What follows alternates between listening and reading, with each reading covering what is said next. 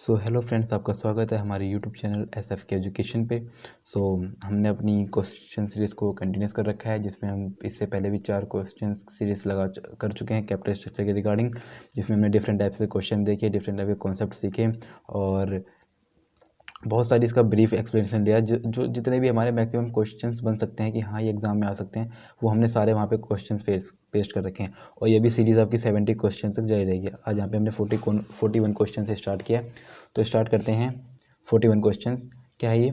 If cost of that is greater than the company rate of return. क्या कह रखा है? खर्चा आपका ज़्यादा आ रहा है। जो बच्चे नए मैं उन्हें बता दूं कि हमने जो इसका ब्रीफ समझाया था ना, आप सबसे पहले मैं आपको प्रेफर करूंगा आप जाके वो वीडियोस देखें, क्योंकि अब हर वीडियोस में हर क्वेश्चन के साथ मैं वो चीज़ रिपीट नहीं कर सकता। इससे क्या होता है, वीडियो ज़्यादा लेंथी बन जाती है। और मैं चाहता हूँ कि मैं आपको शॉर्ट वीडियो में कॉन्सेप्ट क्लियरिटी के साथ सारे क्वेश्चंस करवा दूं। तो आप प्लीज़ जाके, पहले मैं आपको रेफ़र करूंगा कि आप हमारे यूट्यूब चैनल एसएफ के एजुकेशन पे जाएं। आपको प्लेलिस्ट में टर्म 2 की बिजनेस स्टडीज़ मिल जाएगी। आप वहाँ पे पार्ट 1 से इसको पूरी वीडियोस देख सकते हैं। हमने फाइनेंशियल मैनेजमेंट पढ़ाया है, फाइनेंशियल प्लानिंग कराई हुई है, केस स्टडीज़ कराए हैं, पास्ट ईयर्स क्वेश्चन कराए हैं, सारी चीज़ें हम क्लियर करवाते चल रहे हैं। ठीक है, तो कॉस्ट ऑफ डेट मैंने बताया था आपको, नॉर्मली आपको खर्चा ज़्यादा नहीं, खर्चा ज़्यादा आ रहा है किससे? Rate of return on investment से। तो debts is inadvisable in such a situation. तो अगर आपको लॉस हो रहा तो आप क्या डेट और इशू करोगे? नहीं ना। बस वही यहाँ पे बोला था इसने, trading on equity. Trading on equity आप कर ही नहीं सकते। ट्रेडिंग ऑन इक्विटी क्या होता था कि आप डेट रेस करते थे। क्यों रेस करते थे? इस मोटिव से कि आपके शेयर होल्डर को भी फ़ायदा होगा। पर यहाँ पे इसने ये वाली सिचुएशन फुलफिल ही नहीं करी है। ठीक है ना, रेट ऑफ इन्वेस्टमेंट ज़्यादा नहीं है हमारा, इसलिए हम क्या करेंगे, ट्रेडिंग ऑन इक्विटी करने से उसे मना करेंगे। अब क्वेश्चन नंबर 42 देखो, even if ROI is greater than cost of debt, reckless use of trading on equity is not recommended. False बोला इसने, फॉल्स होगा। क्यों भाई? अगर हमारे रेट हमें ज़्यादा पैसा मिल रहा है तो ज़्यादा डेट रेस करेंगे।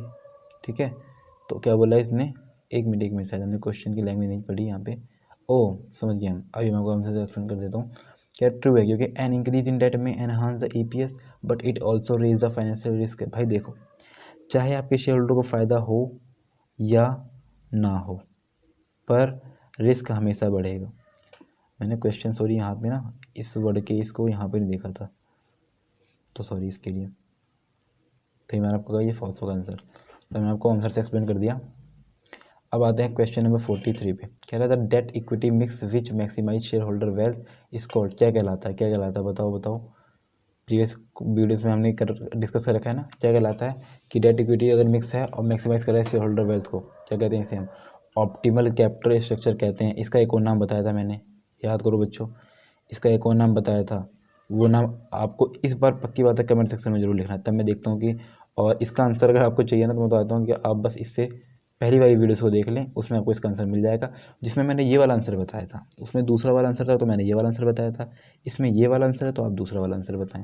ये प्लीज़ कमेंट कर देना आप सब, अगर आप पे टाइम हो तो। ठीक है, क्वेश्चन नंबर 44 करते हैं। डिसाइडिंग अबाउट द, किसके बारे में डिसाइड करना है? डैश के बारे में। किसके बारे में? ये तो हमें पता ही नहीं है।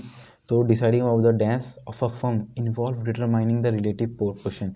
हाँ, जो बच्चे शुरुआत से वीडियो में बने आए हैं उन्होंने कैच कर लिया कि इसका आंसर क्या होने वाला है। तो प्यारे बच्चों बताओ इसका आंसर क्या होने वाला है? तो इसका आंसर होना है कि जब प्रोपोर्शन आ जाए सर, तो आग बंद करके हमें आंसर क्या लगाना है? Capital structure. ये सब मैंने ट्रिक बताई थी, तो जो मुझे ट्रिक पता है वो बच्चे फटाफट आंसर कर रहे हैं इसका। तो क्वेश्चन नंबर 45, क्वेश्चन नंबर 45 क्या कह रहे हैं? The higher the interest coverage ratio. Interest coverage ratio क्या है? ज़्यादा है। और इंटरेस्ट कवरेज रेशियो का फॉर्मूला आपको पता होना चाहिए, वो मैंने डिस्कस कर रखा है, जो यहाँ पे नहीं करवाऊंगा मैं भी। Shall be the risk of a company falling to meet its interest be the risk of company failing to meet its interest payment obligation. सबसे पहले वीडियो को पॉज करें और इसका आंसर सोचें। ठीक है, क्या कह रहा है ये कि higher the interest coverage ratio, मतलब इंटरेस्ट कवरेज रेशियो क्या आपकी ज़्यादा है। Lower shall be the risk of a company failing to meet its interest be the risk of company failing to meet it interest payment obligation. भाई अगर आपकी interest coverage ratio ज़्यादा है तो क्या आप इंटरेस्ट पे करने में फेल हो जाएंगे? हैं? तो ये क्या यहाँ पे आपको समझा रहा है कि ट्रू। क्यों? क्योंकि इंटरेस्ट कवरेज रेशियो का फॉर्मूला लिखा था मैंने। EBIT का मतलब क्या होता है? Earning before interest and tax. ठीक है, हायर ICR, मतलब इंटरेस्ट कवरेज तो मीन्स क्या होता है? मोर number of times EBIT cover the interest obligation. मतलब कि आप पे इतना पैसा है कि आप इंटरेस्ट कवर कर सकते हैं, जो कि आपकी EBIT ज़्यादा है। समझ गए? क्वेश्चन नंबर हमारा 46, high interest coverage ratio ICR is an adequate measure of determine whether a company में यूज मोर डेट्स। क्या ये बात सही कह रहा है, गलत कह रहा है? सोच लो। तो चलो आंसर आपका मैच करते हैं आपकी सोच के साथ। गलत, फॉल्स है, क्योंकि रीज़न बताते हैं ना आपको साथ में। फॉल्स। अ फर्म में हैव अ हाई EBIT, उसके पास हाई EBIT तो हो सकता है बट लो कैश बैलेंस। मैंने कहा था ना आपको कि कई बार मैं कह दूँ ना मेरी कंपनी की जो बैलेंस, मतलब मेरी जो कंपनी का यहाँ पे मैंने बना रखा है प्रॉफिट एंड लॉस अकाउंट है, उसमें मेरे को इस साल ज़्यादा प्रॉफिट हो गया। प्रॉफिट क्या हो गया मेरे पास, ज़्यादा हो गया, पर मेरे पास ये जो है ना सबसे मेन चीज़, कैश की तो शॉर्टेज पड़ी हुई है। कैश की क्या पड़ी है, मेरे पास शॉर्टेज पड़ी हुई है। तो apart from interest repayment obligation are also relevant, ठीक है ना। तो इसलिए हमें देखना होता है कि हमारे पास पैसा है या नहीं है। जरूरी नहीं है खाली हमारा प्रॉफिट ज़्यादा आ जाए तो हम कहते हैं हाँ चलो ब्याज ले लेते हैं भर के। ये तो देखो कि आप पे पैसा आया है या नहीं आया है अभी, ठीक है बच्चों। Question number 47, a higher debt coverage ratio, क्या कह रहा है, एक high debt service coverage ratio, ये भी हमने डिस्कस कर रखा है। Better ability of a company to increase debt component and its capital structure, बताओ ट्रू है फॉल्स है। आपकी डेट सर्विस कवरेज रेशियो क्या है, हायर है, तो इसका आंसर क्या होगा, ट्रू है। क्यों ट्रू है, वापस रीजन पढ़ते हैं। A higher debt service coverage ratio indicates better ability to meet cash commitment and consequently the company's potential to increase debt component and its capital structure, ठीक है। ये देखा कि अगर आपकी हायर डी वो अगर आपकी debt service coverage ratio higher है तो आप अच्छे से, मतलब आपके पास एक बेटर एबिलिटी होती है कि आप उसकी कैश कमिटमेंट को उसको मतलब पूरी कर सकते हैं, समझ गए। Question number 48, fill in the blanks का, ठीक है। डैश इज इम्पोर्टेंट फैक्टर, ये डिटर्मिनेंट है of the company ability to use trading on equity and thus the capital structure. सबसे मेन क्या चीज़ होती है कि आप ट्रेडिंग ऑन इक्विटी करने जा रहे हैं, नहीं करने जा रहे। तो हमें क्या बताया था, हम देखते हैं कि रिटर्न ऑन इन्वेस्टमेंट अगर हमारा ज़्यादा है तो हम ट्रेडिंग ऑन इक्विटी कर देते हैं, रिटर्न ऑन इन्वेस्टमेंट अगर कम है तो हम नहीं करते हैं। अब बच्चे के मन में डाउट आ रहा होगा किससे ज़्यादा है किससे कम है, तो मैंने बताया था कॉस्ट ऑफ डेट, जिसे आप एक टर्म कह सकते हैं इंटरेस्ट, कॉस्ट ऑफ डेट, ठीक है, कॉस्ट ऑफ डेट, या आप इसे अलोन कह सकते हैं इंटरेस्ट जो हम ब्याज देते हैं। Question number 49, if the ROI of company is higher its ability to use date is greater. कह रहा है एक कंपनी है, इस ROI of the company higher, rate of investment की कंपनी क्या है, ज़्यादा है, तो इट्स ability to use date is ग्रेटर, ट्रू और फॉल्स। ट्रू है भाई, क्योंकि if ROI of the company is higher it can choose to use trading on equity to increase its EPS कैसे बढ़ाती है, अर्निंग पर शेयर, ये वाला काम करके, ट्रेडिंग ऑन इक्विटी करके। Its ability to use date is greater, debt बढ़ाएगी EPS को फायदा होगा, डेट बढ़ाएगी EPS को फायदा होगा। Question number 50, if the ROI of a company is 12%, मतलब उसे पैसा कितना मिल रहा है, 12% मिल रहा है, उसे देना कितना, 8% देना है, तो in this case dash is profitable, क्या प्रॉफिटेबल है हमारे लिए, ट्रेडिंग ऑन इक्विटी हम करेंगे, हमें प्रॉफिट होगा ट्रेडिंग ऑन इक्विटी करने पे, ना कि हमारे शोल्डर को लॉस होगा।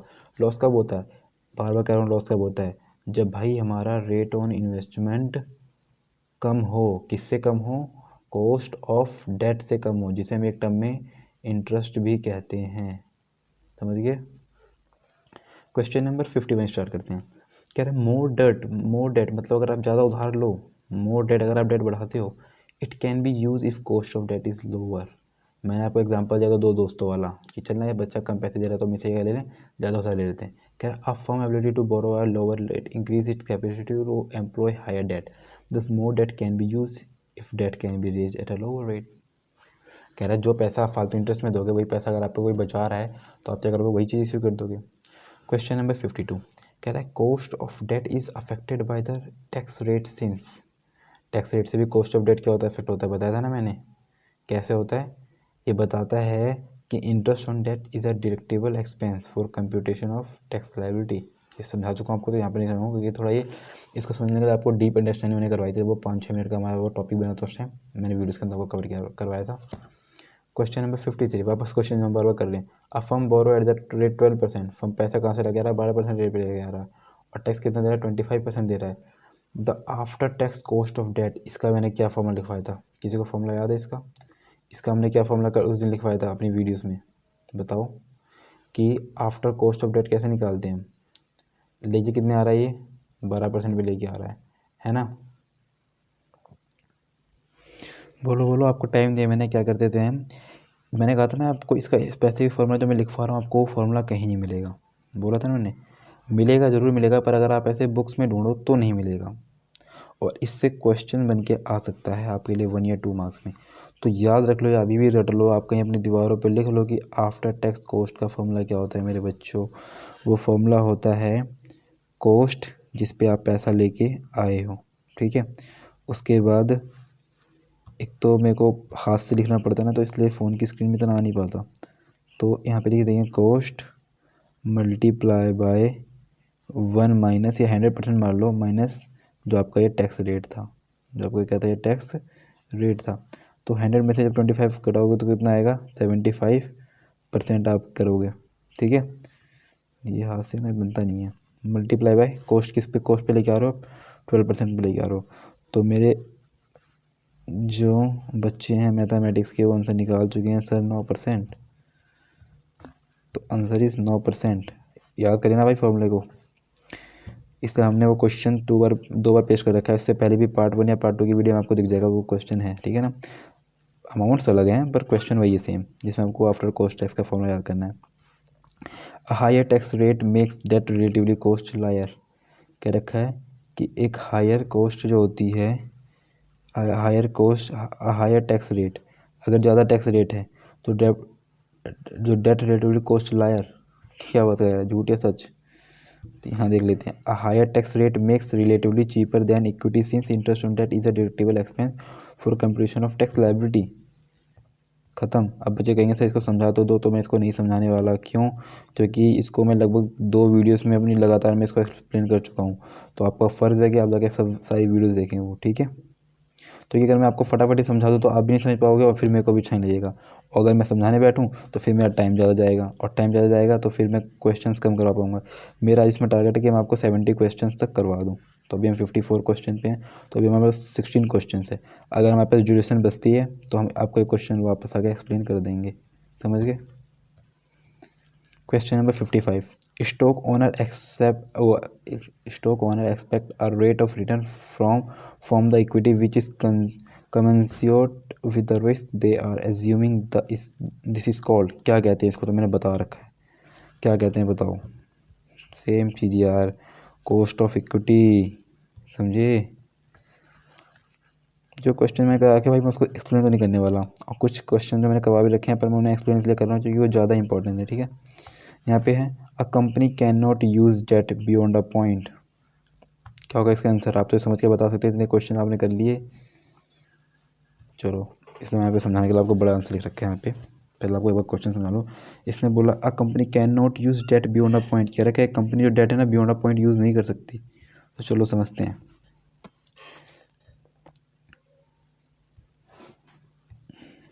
एक मिनट, इसको रिमूव करते हैं पहले सबको। अब क्या ट्रू है, ट्रू क्यों है भाई, डेट को बियॉन्ड अ पॉइंट यूज़ करने से मतलब पहले तो उसका रिस्क बढ़ जाएगा। तो विदा प्यारे से कलर के साथ, true, when a company increase debt the financial risk faced by the equity holder increases. मैंने कहा ना भाई, अगर वो बियॉन्ड द पॉइंट, ये भाई ले उधार, और ये उधार ही उधार ली जा रही है अगर ये कंपनी, तो कहीं ना कहीं भाई ये सबसे बड़ा काम कर रही है, वो है हमारा रिस्क बढ़ा रही है। क्या बढ़ा रही है, रिस्क बढ़ा रही है, तो इसलिए। Question number 57, for maximization of share holder wealth, share holder की वेल्थ बढ़ाने के लिए debt can be use up to any level if ROI is greater than cost of debt. सही बात कह रहा है, गलत बात कह रहा है, देखो इसमें थोड़ी सी आपको समझ चाहिए इसने क्या बात कही है। तो मैं समझता हूँ, फॉल्स कह रहा है, मतलब बढ़ाने, देखो मैं क्या कहता कि प्रॉफिट तो होगा शेयर होल्डर को, पर इसका मतलब ये नहीं कि हमारा रिस्क नहीं बढ़ रहा होगा, भाई रिस्क बढ़ेगा। उसने कहा अगर प्रॉफिट हो रहा तो बढ़ाते रहो, डेट ही बढ़ाते रहो, डेट ही बढ़ाते रहो, इतना भी नहीं करना भाई, ठीक है। एक हिसाब होती है ट्रेडिंग ऑन इक्विटी की भी, वो बता रहा है। चलो आपको किताबी भाषा से सिखाते हैं। False it is if debt is used beyond a level financial risk face by equity share holder increases, उनका रिस्क भी बढ़ जाता है। Consequently their desire rate of return, मतलब कॉस्ट ऑफ इक्विटी जो आती है, जो अभी हमने इससे 2-3 क्वेश्चन पीछे समझाया था, वो कॉस्ट ऑफ इक्विटी में increase sharply and share price में decrease in spite of increase EPS। ठीक है। Consequently for maximization of share holder wealth debt can be use only up to a level. भाई औकात में देखिए इसको बढ़ाओ ना डेट को, जहाँ तक आपको भी नुकसान ना हो और तो समझदार हो ही आप। क्वेश्चन नंबर 58 कह रहा है process of raising resources also involve some cost. क्या कहते थे उस कॉस्ट को? ऐसा प्रोसेस जो हम रिसोर्सेज को रेज करने में इन्वॉल्व आता है उस कॉस्ट को क्या कहते थे, ठीक है ना। Public issue of share and debenture require considerable expenditure. Getting a loan from a financial institution may not cost so much. कह रहा है लोन लोगे तो आपकी कॉस्ट कम आएगी। These consideration may also affect the choice between debt and equity and hence the capital structure. The factor affecting the choice of capital structure highlighted above is। कौन सा factor की बात कर रहा है? रिटायर फैक्टर है कि फ्लोटेशन कॉस्ट? फ्लोटेशन कॉस्ट का मैंने बताया था, इट इज़ अ कॉस्ट। कब ये कॉस्ट आती है? रेस करने में, ठीक है। जब भी हम कोई भी अपने लिए फाइनेंस रेस कर रहे हैं तो उसके लिए जो खर्चा है उसे फाइनेंस कॉस्ट कहते हैं, जिसमें बहुत सारा प्रोस्पेक्टस छपवा रहे, एडवर्टीजमेंट करवा रहे, वो सारे खर्चे आते हैं। Question number 59 Dance refer to a position when a company is unable to meet its fixed financial charges, namely interest payment, preference dividend and repayment obligation। क्या कहते हैं इसका आंसर? फाइनेंशियल रिस्क क्या कहते हैं? भाई जब आप पैसा कब नहीं पे करोगे? जब आप रिस्क के अंदर चल रहे हो, मतलब आपके पास खुद ही पैसे नहीं है, बैंक खाली है, आप दिवालिया हुए पड़े हो, तो आपके लिए फाइनेंशियल रिस्क है वो। तो ये भी क्वेश्चन रिपीटेड था हमारे प्रीवियस वीडियो से। Question number 60 Apart from the financial risk, every business has some operating risk which is also called। हाँ कहा था ना मैंने उस टाइम करवाते हुए मैंने इस पर शायद 1-2 मिनट खर्च किए थे कि ऑपरेटिंग रिस्क बढ़ रहा है जब business has apart from the financial risk every business has some operating risk. Operating risk होता है, ठीक है ना, जिसे क्या कहते हैं? नाम बताओ। चलो मैं बता दूँ, इस पर लिख भी लेना आपको। बिजनेस रिस्क या फाइनेंशियल रिस्क भी कह सकते हो आप इसको, ठीक है। बिजनेस रिस्क डिपेंड अपन, अभी तो पढ़ा किस पे बिजनेस रिस्क डिपेंड होता है? फिक्स ऑपरेटिंग कॉस्ट पे। क्या होता है? फिक्स ऑपरेटिंग कॉस्ट पे, जिसमें आपको बिल्डिंग का रेंट देना, इंश्योरेंस देना है, प्रीमियम देना है, सैलरी देना है, एटसेट्रा। कुछ एम्प्लॉय होते हैं जिन्हें हमें फिक्स सैलरी देनी पड़ती है। तो जब भी हम बात करें किसकी? बिजनेस रिस्क की, तो ये किसकी बात कर रहा होता है? फिक्स ऑपरेटिंग कॉस्ट की।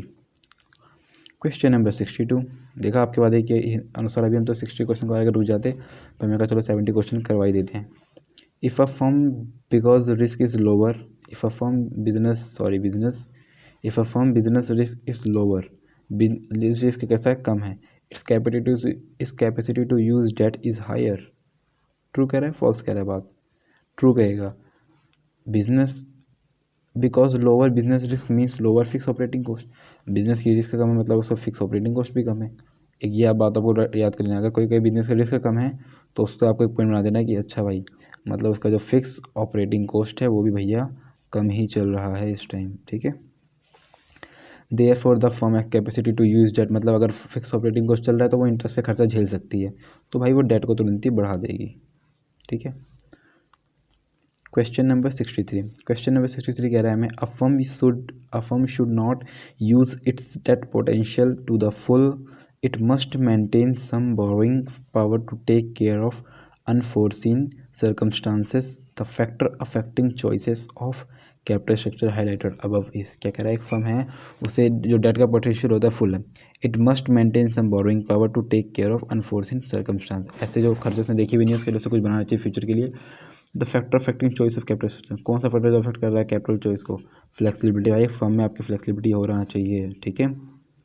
इतना तो अपने बिजनेस स्टडी में जब टर्म 1 में पढ़ा उसमें बहुत सारा पढ़ा होगा फ्लेक्सिबिलिटी क्यों जरूरी है, तो मैं ये समझता नहीं कि फ्लेक्सिबिलिटी करना जरूरी होगा। क्वेश्चन नंबर 64 डेट या इक्विटी, डैश की जगह आने वाला है, normally does not cause a dilution of a control. कौन सा है? डेट या इक्विटी। डायल्यूशन ऑफ कंट्रोल का मतलब मैं आपको समझाया था कि यार अगर आप डेट इशू कर रहे हो तो सिर्फ आपका रिस्क बढ़ाता है, पर इक्विटी इशू करना आपका कंट्रोल कंसिडरेशन, हिंदुस्तानी भाषा में आपकी औकात कम कर देता है, मतलब आपकी हैसियत कम कर देता है, क्योंकि आपका हिस्सेदार कोई और भी बन चुका है। हर फैसले में भाई अब उसका भी डिसीजन होने वाला है एक पार्ट, तो आपको सही इतना फालतू बोल नहीं सकते। तो हमारा डेट नॉर्मली डज नॉट पूछा ना इसने, तो इक्विटी बढ़ाता है, इक्विटी डायल्यूशन ऑफ कंट्रोल करता है, तो नॉट कौन करेगा? हमारा डेट करेगा। क्वेश्चन नंबर 65 कह रहा है a public issue of equity may reduce the management's holding. क्या कह रहा है? A public issue of equity may reduce the management holding in the company and make its will to take over this factor also influence the choice between. वही सारे question repeated question है, आपको इसका answer मिल जाएगा, तो मैं इसको करवा नहीं रहा, कंट्रोलिंग की बात चल रही है ऊपर। क्वेश्चन नंबर 60, हाँ इसको थोड़ा देख लेते हैं। Public issue of share and debenture have to be made. देखो अब जो भी क्वेश्चन रिपीटेड आएंगे मैं उनको करवाऊंगा नहीं, क्योंकि इससे वो पिछले वीडियो में हैं और अच्छे खासे एक्सप्लेनेशन के साथ हैं, तो उसी चीज़ को हर बार वीडियोस में करना वो फिर वो उससे बड़े हम कोई वर्थीला क्वेश्चन करेंगे, जैसे ये हमें क्वेश्चन मिल गया यहाँ पे। तेरा public issue of share and debenture have to be made under SEBI. SEBI की फुल फॉर्म रिपीट करो एक बार, क्या होती है बोलो? Security exchange board of India. चलो रिपीट करते चलना चाहिए ना, ऐसे अच्छी खासी प्रैक्टिस होती है। Raising fund from bank and other financial institution require fulfilment of other norms. Other norms मतलब आप पे अच्छे खासे डॉक्यूमेंट्स हो, आप पे कोई केस ना चल रहा हो, आपका बैंक दिवालिया ना हो, आपकी एक प्रोस्पेक्टस इनकम हो, इस चीज़ को नॉर्म्स कहते हैं। The relative is with which these norms can be met on the or the procedure complete may also have a bearing upon the choice the source of finance the factor affecting the choice of capital structure। क्या बता रहा है, कौन सा factor होगा? Regulatory framework. वही इसका आपकी एक्सप्लेनेशन मिलेगी आपको नेक्स्ट वीडियो में। During a bearish phase bearish phase क्या होता है बताओ? शेयर मार्केट का नाम होगा आपको सुनने का। बियरिश फेज क्या होता है? और bullish equity share are more easily sold even at a higher price. भाई आप बात गलत कर रहे हो। देखो ये मैं बताता हूँ, ये ग्राफ आपको सिखाता हूँ शेयर के बारे में कुछ, तो ज़्यादा कुछ तो सिखा नहीं पाऊँगा, पर ऐसा कुछ अगर ग्राफ चल रहा है तो किस फेज़ को क्या कहते हैं? ये जो फेज है ना, ये फेज़ होता है बुलिश। मार्केट का किस पे चल रही होती? बुल पे। ये वाला फेज़ क्या होता है? डिप्रेशन, जिसे बियरिश फेस भी कह सकते हैं, ठीक है। फेस क्या चल रहा होता है? डिप्रेशन। और जब ये जा रहा होता है तो इसे कहते हैं डिप्रेस्ड फेस, और जब जा रहा होता है रिसेशन, वापस वो ऊपर चल रहा है, तो इस नाम से जाना जाता है। ये थोड़ा होता है शेयर मार्केट का, बता दें आपको, नॉलेज हर किसी की रखनी चाहिए ना, इसलिए। Question number 68, if the stock market are bullish का मतलब ये समझाया ना graph, its point are bullish, its point are depression. चलो, use of equity is often prefer by company in such a situation. ये बात ट्रू कह रहा है, जब अगर भाई प्राइस बढ़े जा रहा है, लोग खरीदे जा रहे हैं धक्का तो आप भी अपनी चीज़ों को बेच दो उसी बीच महंगा करके। Question number 69, if the stock market are bullish, वापस ऊंचाइयों पे है, सींग निकल रखे हैं उसकी बुल की तरह, ऊंचाइयों पे चल रही है वो, ठीक है ना, डेविल। तो उसके बाद use of debt equity is prefer by company. क्या करेगी? डेट लेगी, इक्विटी लेगी, भाई उसका तो फायदा है, बुलिश पे चल रही है, इक्विटी इशू करेगी वो भी। जब भाई सारे लोग शेयर मार्केट के इस पोजीशन पे पैसा रेज कर रहे हैं, तो मैं क्यों जाऊँ बाहर डेट लेने के लिए? मैं भी तो इक्विटी इशू करूँगा, ठीक है। Question number 70, if the business risk of a firm is higher. Business risk क्या है? फर्म का हायर है। तो मैंने कहा होता जब ये टर्म आया तो आपका क्या याद करना है कि उसके ऑपरेटिंग कॉस्ट भी हायर हैं। इसी तो कहते हैं कीवर्ड याद करने का तरीका, it should go in for low debt because, क्योंकि भाई उसके और खर्चे बढ़ जाएंगे, ठीक है। It can not afford the same financial risk, उसको फिर एक और खर्चा आ जाएगा कि मेरे को इंटरेस्ट भी देना है, वैसे दबा दब पैसे दिए जा रही है वो। यहाँ पे आपको उसने ये नहीं बोला कि आपका ऑपरेटिंग कॉस्ट ज़्यादा है, ये तो हम समझ गए, क्योंकि अभी हमने कीवर्ड पढ़ा था कि अगर बिजनेस रिस्क फर्म का ज़्यादा है तो कह रहा है कि आपके फिक्स ऑपरेटिंग कॉस्ट ज़्यादा है, मतलब कि बिजनेस रिस्क ज़्यादा है, मतलब कि बिल्डिंग रेंट सैलरी से आपको देना है। तो अपने किए वादे के अनुसार आज का क्वेश्चन नंबर 70 खत्म करते हैं। नेक्स्ट वीडियो में लाएंगे धमाकेदार केस स्टडीज़, तो बने रहना वीडियोस के साथ। जो बच्चे नए हैं प्लीज़ चैनल को सब्सक्राइब कर लो, क्योंकि आपके लिए ये चैनल बहुत ज़्यादा बेनिफिशियल हो सकता है कि आप टर्म 2 में और बच्चों से आप एक अलग परफॉर्मेंस दे सकते हैं, ठीक है, अगर आप इस वीडियो को कर रहे हैं। तो आप कंपटीशन के चक्कर में ये मत करना कि आप अपने दोस्तों का शेयर ना करें, अपने दोस्तों का भी शेयर करें। कंपटीशन बढ़ाओ तभी तो मज़ा आएगा। चलो वीडियो बनाने के लिए आप लोगों का धन्यवाद।